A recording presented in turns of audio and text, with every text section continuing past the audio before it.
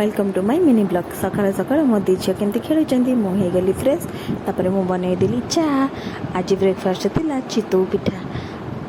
आसंतु खाइबा चितौ पिठा बहुत सॉफ्ट हेतला और बहुत बढ़िया से फुलितला। ब्रेकफास्ट पर मो दी झील टिके खेलुचंदी तापर मु बनै देली लंच। लंच रे आज कौन कर आसते देखा।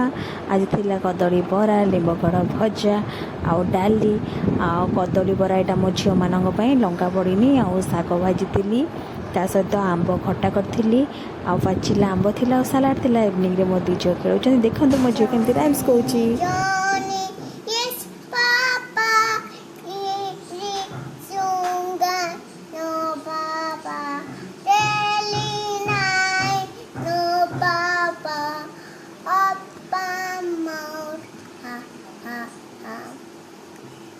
तापर मो दी झील टिके रील्स बनाउथले। प्लीज मो चैनल को लाइक शेयर एंड सब्सक्राइब करंतु। रही।